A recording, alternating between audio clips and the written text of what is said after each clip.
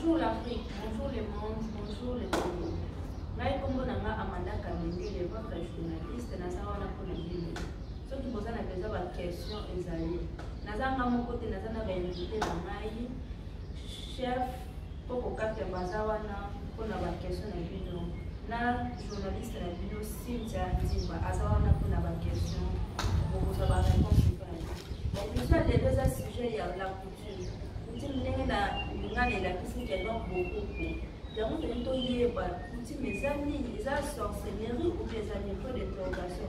Pour avoir la réponse de Bino et pas inviter la Bino pour la Bango, chef Kaperwa, journaliste de la Bino aussi, je dis Bazawana.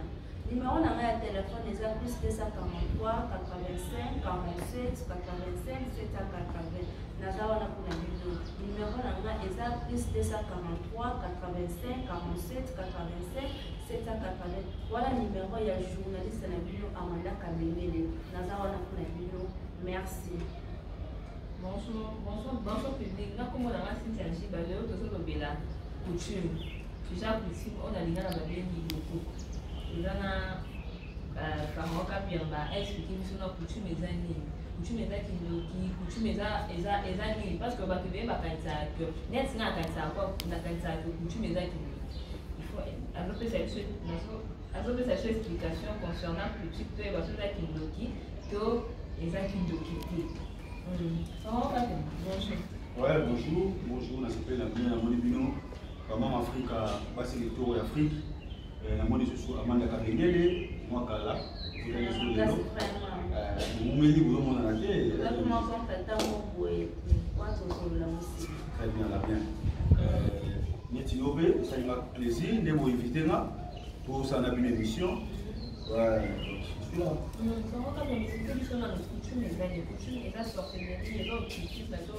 C'est une religion. Parce que, surtout nous les Congolais, quand on passe à cœur, la coutume c'est la sorcellerie.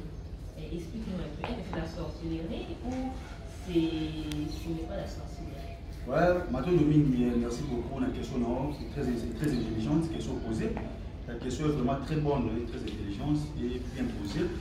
La coutume n'est pas de la sorcellerie. La coutume, il faut pour ça la distinction est vraiment. Parce que Bamo a torturé. Tout ça, a des mots, la coutume et la sorcellerie. Et c'est différent. La coutume, ça se définit en droit comme ensemble de règles réjouissant la vie d'une société. Ces règles s'imposent par habitude dans une société, ça devient une coutume.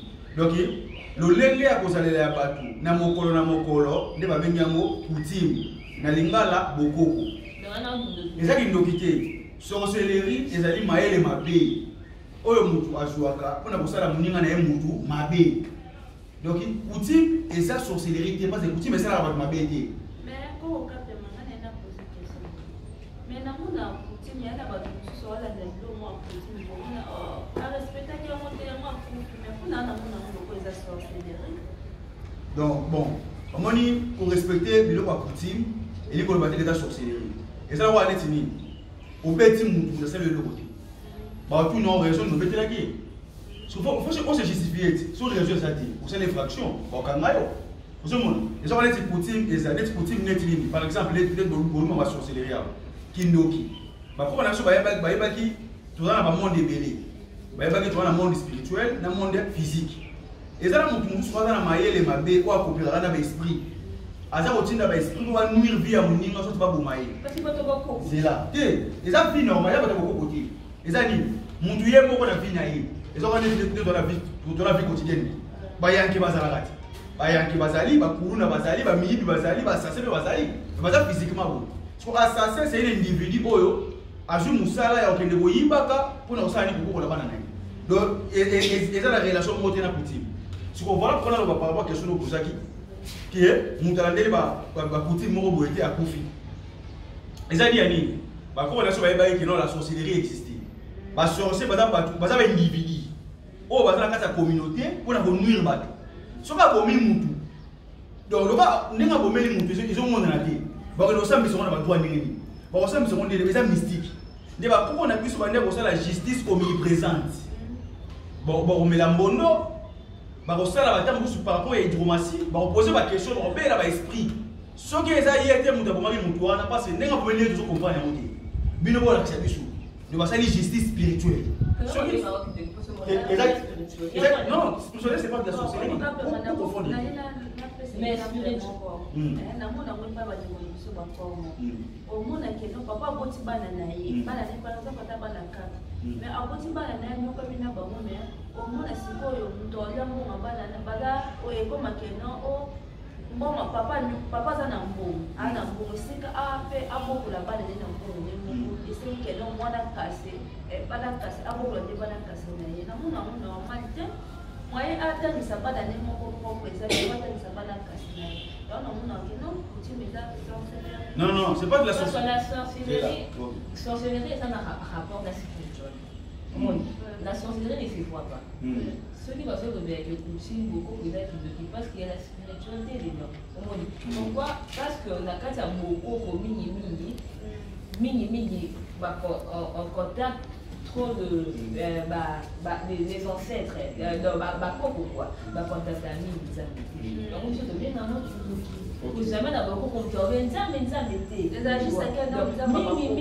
mingi kanzamba ya bakoko parce qu'on voit des ancêtres dedans le monde a bakoko na kati ya biso to benga ngo sorcellerie parce qu'il y a la spiritualité dedans bon et là on se pour la fait comprendre c'est quoi na wakila bato solo mo mo tu ne ba mo tipo bato faut pas comprendre oui vous posez bato soit bien et ba Congo soki oyo noko afutela kaka mwana kasi minerval ne eza kwa leti ngani na zaboye na za mo sinanga to boti bana na ngamo na okipe ba mote na zo kipe mwana ya bana kasi eza seulement coutume na ba non eza bongo ti eza yokana bo comprendre ma bien te mo zo kene ma bien noko azana possibilité ya kokipe bana na yemoko aza la possibilité ya kokipe bana kasi donc soki ndoko na mbongo akokipe bana na ye okipe bana kasi c'est de même yo nozabo soki okomi na mbongo bana ya petit terre na okipe bango te non okipe bango mais eza et pour ça la différence non okipe bana mais c'est normal eza na feka bongo bango te bango za la bongo et bango soki okipe makasi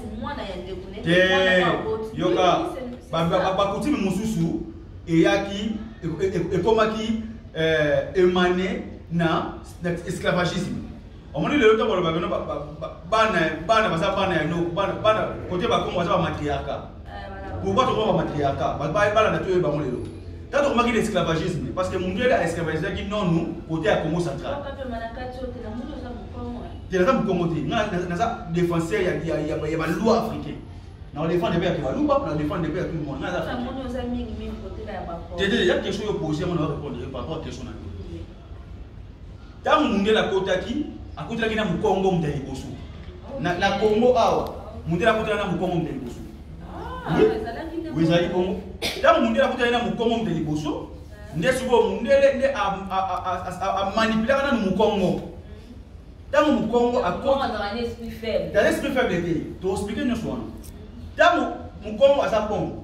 Vous comprenez? Il y a un moment où on est normal. Alors qu'ici il y a bolingo. Mais mon Dieu, est-ce que tu as une maille mabé à profiter de la moua Congo pour agir au Congo. Quand on fait de l'esclavagisme, le gars va comprendre pas la mibaille, va comprendre la mibaille. Basi si quoi, pas la remonter la bonne basi si quoi, on va comprendre la banne. N'est-ce que banne va comprendre comment papa maman. N'est-ce que va comprendre la responsabilité la matriarcat. Pour la mibaille, va la sauter. Mibali ba koma kokufa. Ozomona. Donc ba bomi mibali basi nisi ba kopeta siko image ya intelligence pe na sagesse Congo et pas ya bana wana. Ya mona yiki. Ya mona siko le loke non. Ba koma osela kala matriarcat.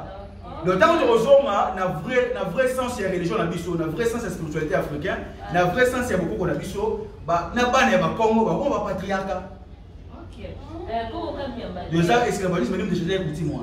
De ba côté musu suzera na pour na faire comprendre ba tubi ba côté musu so le to yeba ke ba Congo bali aka moi bali moi les kayabu bali aka moi kwanga bali aka moi safu te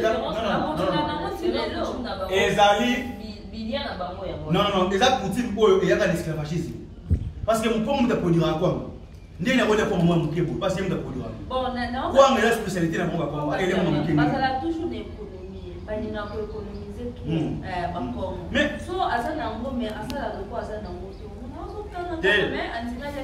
bakongo baza nde discret basala bivana discrétion soko vivre na bango bien oyeba parce que nga natangi na bamasa ebele ya bakongo ezala nde nafanda na bamasa wana oyo bakongo bakabaka te bakongo bazaka baéconomiste mais zela nanu nazoloba makambo oyo nga na vika oyo na vivaka bamasa na nde ebele baza bakongo oyo basoutenaka nga mpe kutu bakabaka mpe kutu fort ozomona donc wapi sikoyo moni bango ezala torture te biso oyo na génération ya sika toye kolongola bokoko ya buzoba ya sali te moni bokoko ya esclavagisme eza bokoko te bakoko na so basalaka kala bata mosusu na bokoko ta mosusu ya 1300 mokongo ya 1300 avivaki te nde bozo explique nga wana mokongo ya 1300 avivaki na logique avivaki na droiture avivaki na force mpe na énergie ozomona bakongo nde ya ba 1500 bakongo ya esclavagisme ntina lelo oyo nde bachange ma mode de compréhension na bango mais en réalité il n'était pas comme ça donc beaucoup de sorcellerie. Nous avons reçu la réponse à la spiritualité. Le quoi on parle des ancêtres, la spiritualité c'est la sorcellerie. Non. La spiritualité. Dans le monde des esprits. Non, c'est pas de la sorcellerie. Nzambe aza molimo. Avant dans le monde du monde raté. Donc la religion c'est déjà la connexion avec les esprits. Parce qu'il n'y a pas ange, pas d'esprit. Nzambe mo pas d'esprit.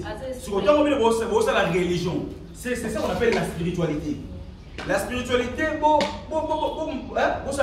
annexer na la sorcellerie. La sorcellerie.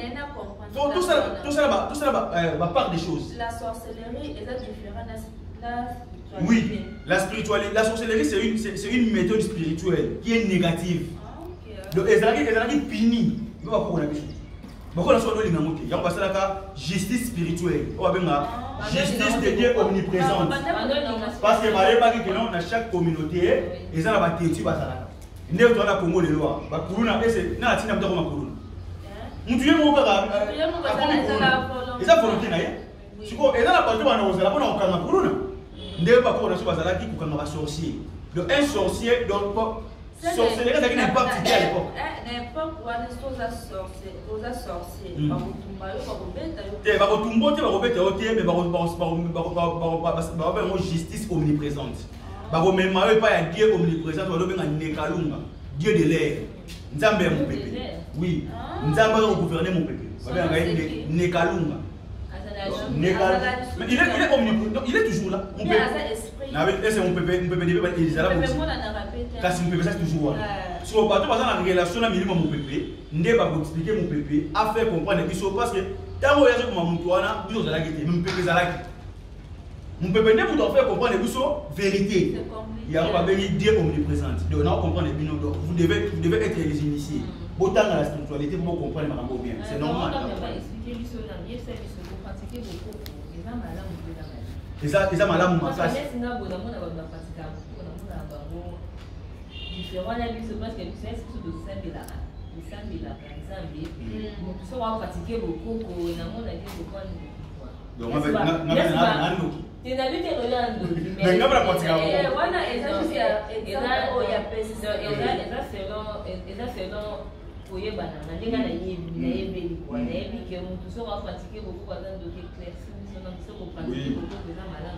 Tout ça na bien. Bande ko bazolanda. On va répondre à la question de la Bassi pour tout ça va comprendre. Voilà pourquoi tu dois reciter le mot.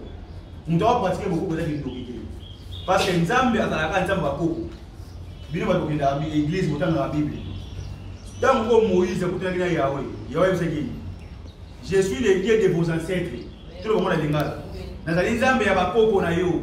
Nzambe ya Abraham et Isaac et Jacob. Mais pourquoi Yahweh s'est présenté le rôle Nzambe bakoko? Parce que bakoko ne mutu ba yebi Nzambe. Bakoko ne mutu ba la kisaka ba Nzambe. Mais pourquoi c'est très important? C'est très important parce que et ça va si on va checker le bouton dans Exode 3D. Juste dit au kitana c'est. Pourquoi si on a femme africaine à la team à Canada OK. On a combat la monsala team à Canada OK. Ça beaucoup ça kiss. Pourquoi? Il y a beaucoup de ouais.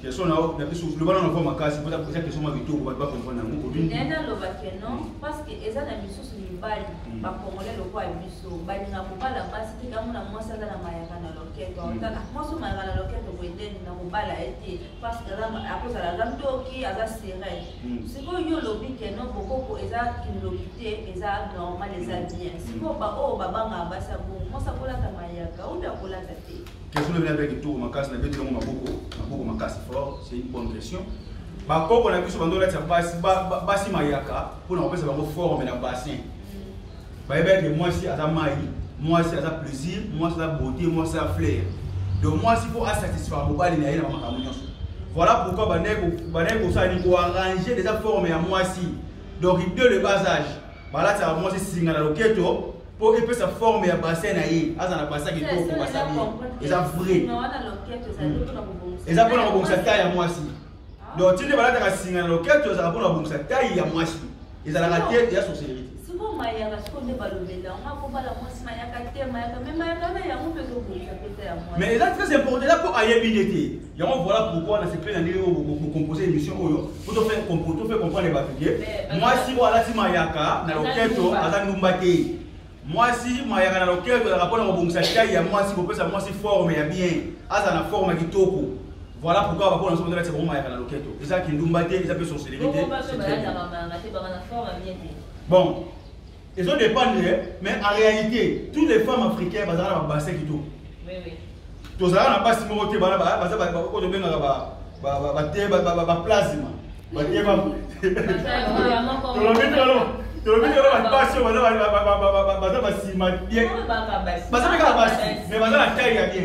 Au moins la taille, et ça va être pour la fesse, mais ça pour la taille.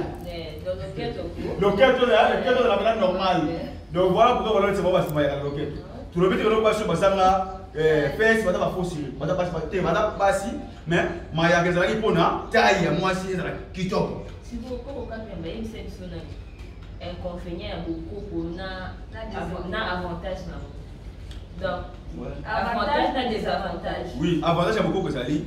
Ceux qui vous ont beaucoup qu'on a vu, vous avez toujours inspiré la bonté, vous avez toujours inspiré la évolution, vous avez toujours inspiré la création et la créativité mon noble. Mais ceux qui vous ont la séparation de beaucoup qu'on a vu, vous avez des avantages. Parce que beaucoup va censé vous protéger bisou. Parce que mon client est aboué, mon client est en français les coésystèmes. Coésystèmes et ça ensemble avec la cosmologie. Cosmologie qui veut dire le système. Oui.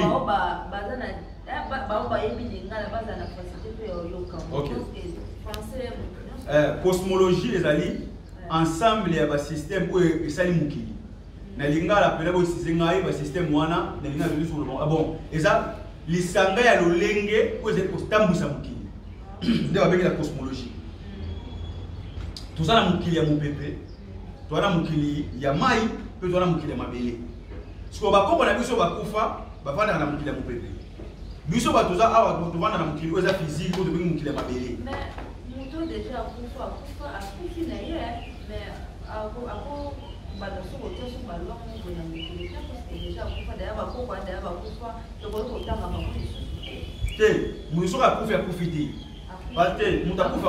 Parce que muso akufi do kunda est-ce bon, c'est normal. Et ça, physiquement, boy, à Koufi, mais spirituellement, à Koufi, c'est ça la bonne. Parce que, tant que nous avons soufflé. Après, on peut péter. On peut peut-être toujours pour exemple, on peut c'est bon. Mais ceux qui sont à Koufi, à se décomposer. Tu veux une décomposition du corps et de l'âme et de l'esprit. Le corps a composé. Il y a 3 éléments. On va venir esprit, âme, na corps. Esprit, a dit corps gazeuse. Corps et esprit, ça mon pépé. Âme, a dit corps liquide. Pe, nous autres, on a dit corps solide. Nous avons composé un monde physique. Nous avons un corps. Si vous savez que nous avons fait, c'est la décomposition. Nous autres, il faut y avoir ma belé, il faut appartenir à ma belé, c'est solide. Mon lit, moi, je vais dans mon pépé. Pour exemple, ils ont gazé, ça matière moi gazé. Mais âme ya muntu na na mai donc muntu se décomposer à profiter. Le bateau va être limité na mai, il va venir on voilà.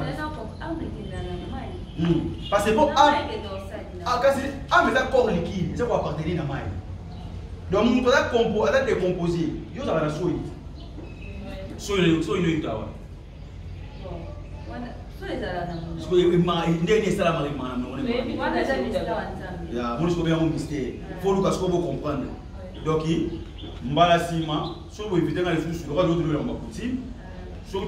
les corps de l'homme, les corps des humains, pour décrire et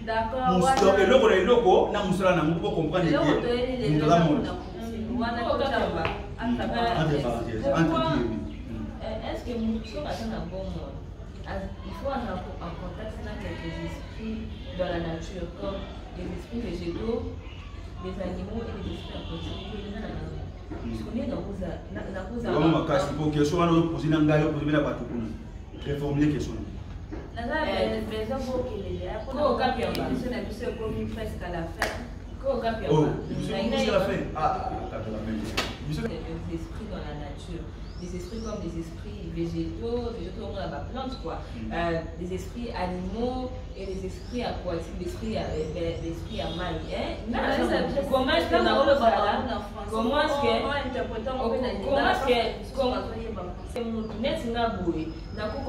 en contact avec quelques esprits dans la nature? Comment est-ce que nous sommes en contact avec quelques esprits dans la nature? Oui, nous devons être en contact avec l'esprit. Parce que mon kilo a vivre, il était dans ça. Nous avons déjà déjà. Nous faisons pas rôle et l'eau. Aïe ba moi il nous a la moi l'année. Pour moi il pas d'esprit. Aïe ba sans ça nous a la sans d'esprit. Aïe ba moi il pas d'esprit. Moi il a composé des esprits. Esprit il a composé na hydrogène, na oxygène. Il a des esprits de l'eau. Dans on se connecter à l'esprit végétaux parce que il peut au liaka bandunda, au liaka banini. Quand il esprit ni basa on a pour produire bandunda na pour liaka. Na sasa wana ni. Na sasa wana. Quand on liaka banyama, esprit wala basa pour produire banyama na pour liaka. Donc ça ma bien moi place wana. C'est normal, c'est la nature. D'accord. Yebisa biso na comment est-ce que nous autres on a vu ça? Tout on a vu ça et ça mon tout cas et c'est un véhicule de l'esprit. Comment est-ce que notre corps, comment est-ce que nous autres on a vu ça mon tout cas l'esprit mais ma question comment pas te bien ba comprendre à te connaître nga boule. Na mona kitinga sita nanga na mona na esprit. Sukoye c'est comment est-ce que nous autres on a ça mon tout cas l'esprit nanga. Bon, ok, question de tout makasi. Et là on peut comprendre les amis. Parce que l'esprit n'est ça la démontre fonctionner. Vous comprenez? Corps et ça enveloppe ou ça pour la ça et ça c'est l'esprit dans le monde physique. Quand on a raté nous on a boué et l'homme on est yo. Mais nenga c'est ou ça image na yo. Vrai yo. C'est quoi? Non, et pas ça aussi. Des années. Vrai yo et ça quoi ça la simabisu na yo. Esprit wana aza visiblement physique na corps de milieu. Si vous profite, ça bon exemple moi ma belé. Dans là, est-ce que vous avez bolali? Non, wana play ba ka. Vous avez bolali. Vous avez écouté non, vous avez écouté non mbé tu pesa wana. Vous avez la TV, vous tirez TV au fond. Dans vos soutouka, il y a quand même TV le monde va conseiller sous wana ti. Donc mais pas toi mon non, pourquoi on est ça? C'est là. N'a quel exemple ici? Vous avez le ndoto, qui est au lali, au côté de mobile mobile alimo na ndoto. Oui. Mobile alimo na ndoto. Mobile alimo na ndoto mais pas on va le lali. Mais yo sona mukila ba ndoto so lota ba lingo na ndoto. Mobile ana pe appelle les gants avec tout se pelle pena. Bo ke na terrasse ya ndoto. Bo me la peji. Bo me li peji et bo sala que non, mobile a se pela pena yo. Aye pe suna ndoto ango. Ayesko ko menacer sikoyo mobile wana ko bosala kina yi. Baba ndi bitumba kaka na ndoto wana. Ba jusqu'au yo bakangi yo babite nde oza boyo no tosali trouble lokso mbalo babundi eza kona yi. Ba police pe ya ndoto bakangi yo bacho na kata kasho. Sikoyo mbalo ba desimo ebiso te fo kima. O bandi siko mbango zo kima na kata kasho. Tango o kata la presse boye mutu ka peso ya et tout yo. O ta o beti cri na ndoto. Ki wala parce que la bouille na ngope. O gangi bena sur ma père na ndona na yo tuna yo jiba amanda nini o bana plus mbangu mbangu ils avaient des notoires ils notoires donc émotion wana oyo uti na mukunda na monde d'esprit na obimi na monde physique ndenge nini est-ce que mambo yo monde kule za kukuza to ya solo na monde maintenant si ko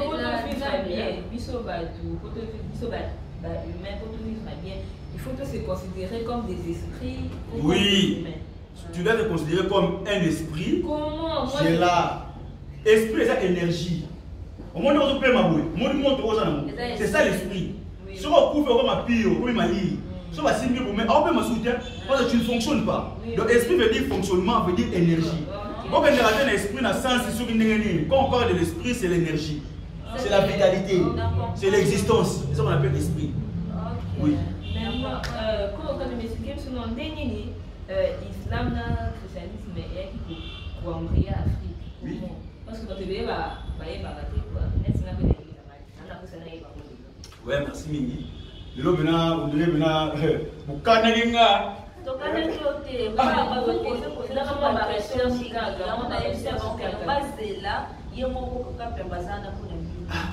Sur ma question, vous posez un bouger moi. On ça la recherche. On monte déjà. On ça la recherche. C'est très beau, comme ça va. Ce qui est le christianisme, maintenant, l'islam est mourir sur nous. Premièrement, l'islam est une religion où il y a la sorcellerie. Oui. Oui, la religion. Oui. Et la sorcellerie. Ce qui est musulman, vous soignez naïe. Oui. On est pas la religion de la construction. Il y a positif, il y a évolution mentale. On est la religion de la sorcellerie. Eh, voilà, azala mualim. Yo, zela, azala mualim. Aza, mualim ya Congo, puis Afrique, ba sorcier. Et mualim ya arabe, ne ba normal. Parce que ba Congolais ba pratiquer l'islam ya sorcellerie. Ya ko nul ba ndiko na bango. Yoka. Ba arabe, ala aza ko inspirer ba on retourner à Dubaï. Na ko sala ba bombe nucléaire, na ko sala ba vrai makambo ko protéger ba on na évolution na bango. Mais l'islam ya Congo est inspiré na ignominie na bassesse et na sorcellerie. Boswali na yeboe, oh zela omona na élection diarrhée. Ozomona? Na élection diarrhée, ba baye kala ke ba biso masaka ni ba élection ba diarrhée. Le ba ta sorcier. Zela na. Christianisme est la religion où il y a une division. Il y a une méfiance. Donc on a kabela yo et le ko fona beta dam na yo. Oui oui. Donc soki na yebi ote, oyo senga aide mona peso ezati. Eza faux religion, eza religion moko ya ba sorcier. Donc vrai, oui, vrai christianisme est pratiqué en Europe. Pour ça, vrai islam est pratiqué en Arabie Saoudite, en Pakistan, pour ça, parce que les chrétiens congolais noirs, les musulmans congolais noirs, ils pratiquent de la sorcellerie. Voilà pourquoi Congo a avancé, parce que les religions vont adopter, c'est la sorcellerie. On va adopter partie négative de la religion.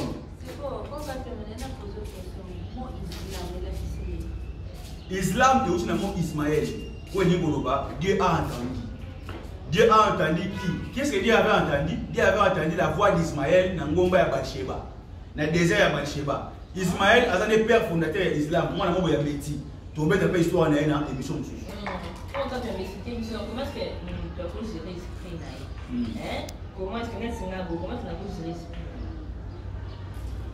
Caméra aussi, il a aussi les émissions de donc, question opposée. Comment est-ce que nous gérer l'esprit Nanga? Ils ont déjà 15 émissions autour de prochainement. Donc, prochainement, ceux qui ont besoin de nous, pour la deuxième émission, pour parler de thème de l'émission, comment je peux gérer mon esprit? Comment je peux gérer mon corps? Comment je peux diriger mon corps et mon esprit? Prochainement, je vais parce que Banakili, Banamon, Boyoki, réponse de l'Union, pas de l'Union, pas à journaliste, Boyoki, au Balogi. Donc, en disant prochainement, le ministre de l'Union communiqué, tout ici, la personne de Bambo, tenant sur Balogi, sur la CP de Makassi, prochainement, merci. Au revoir. Aussi ici, c'est une mission d'édition de Koumina Souka. Nga komo na nga site nti ba na télé sur ce numéro na nga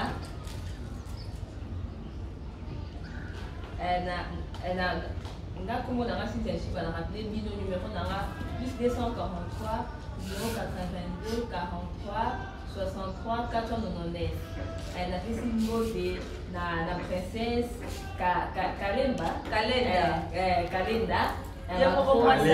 Kalemba, gros bisous, je vous aime beaucoup, je vous aime bien, de coups, très jolie femme africaine. Merci.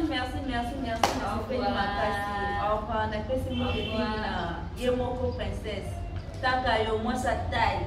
Mannequin. Moi ça Zangambanda. Vraiment. Ouais, toujours à la bien. Nous avons plaisir dans l'élo. Il y a des gens qui ma fille, autour de ça, la bonne émission. Pour réclamer que bango fait que mon bango, mais pour moi les bango té, pour moi les bango té moi t'as mon laïe parce que moi pour moi pour miquer barancha moi déjà. Né yé aza Sinja Jiba, yé aza Amanda Kabengele, oyo baza ba fille, oyo tu vas présenter la bonne émission. Bon le monde a mon bango pour les pas, pe mususu oyo yesi oyo donc ya yaka oyo yesi oyo yaka. Donc, vous comprenez, il y a un bon, on a fait donc, vous soutenez la vidéo, vous avez besoin. Vous s'abonner à la page Faro Kapamabanga. Numéro de téléphone est plus 243 89 64 085. Donc, vous s'abonner à la Makasi, vous s'abonner à la Makasi pour les gars. À la prochaine. Ciao.